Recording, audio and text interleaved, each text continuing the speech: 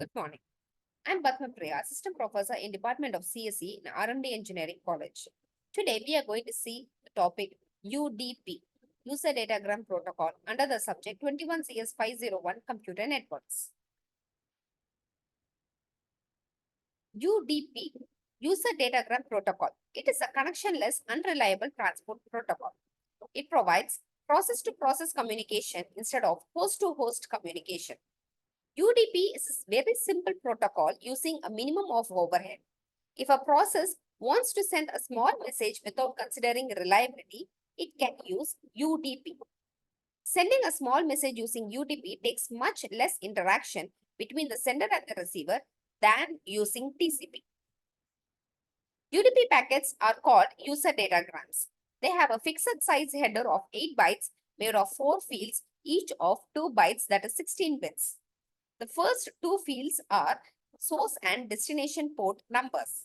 The third field defines the total length of the user datagram header plus data, that is 0 to 65,535 bytes. The last field has an optional checksum. So let us see the pictorial representation of the UDP packet format. So 8 bytes of header followed by the remaining portion of data.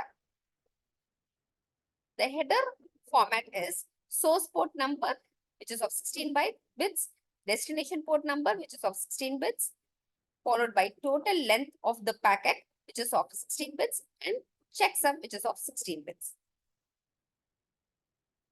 Now let us see the UDP services.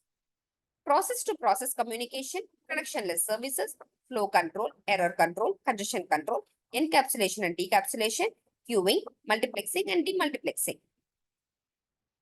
Process-to-process communication. UDP provides process-to-process communication using socket addresses. Connectionless services. UDP provides a connectionless service. Each user datagram sent by UDP is an independent datagram. The user datagrams are not numbered. There is no connection establishment and no connection termination. Each user datagram can travel on a different path. One of the ramifications of being connectionless is that the process that uses only those processes sending short messages less than 65,507 bytes. Flow control. There is no flow control and hence no window mechanism. The receiver may overflow with incoming messages. Error control. There is no error control mechanism in UDP except for the checksum. The sender does not know if a message has been lost or duplicated. When the receiver detects an error through the checksum, the user datagram is silently discarded. Checksum. UDP checksum calculation includes 3 sections, that is pseudo header, UDP header, and data coming from the application layer. If the checksum does not include the pseudo header, the user datagram may arrive safe. If the IP header is corrupted, it may be delivered to the wrong host. The protocol field is added to ensure that the packet belongs to UDP and not to TCP. The value of the protocol field for UDP is 17. If this value is changed during transmission, the checksum calculation at the receiver will detect it and UDP drops the packet. Pseudo header for checksum calculation. Pseudo header, which is of 32-bit source IP address, 32-bit of destination IP address, and 16 bits where the first 8 bits is going to be all zeros and the next remaining 8-bit is going to be defining the protocol, followed by 16-bit of UDP total length, which is being followed by the original header of the data. That is source port address, destination port address, each 16 bits, UDP total length of 16 bits, and checksum of 16 bits, which is then being followed by the data. Congestion control. UDP does not provide congestion control. It assumes that the packets sent are small and cannot create congestion in the network. Encapsulation and decapsulation. To send a message from one process to another, the UDP protocol encapsulates and decapsulates the messages. Queuing. In UDP, queues are associated with ports. At the client side, when a process starts, it requires a port number from the operating system. Some implementations create both an incoming and outgoing queue associated with each process. Other implementations create only an incoming queue associated with each process.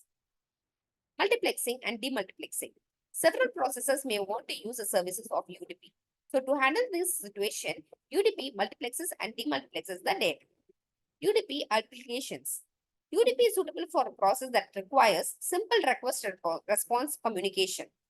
It is not usually used for a process such as FTP that needs to send bulk data. UDP is suitable for a process with internal flow and error control mechanisms. For example, trivial file transfer protocol TFTP process includes flow and error control.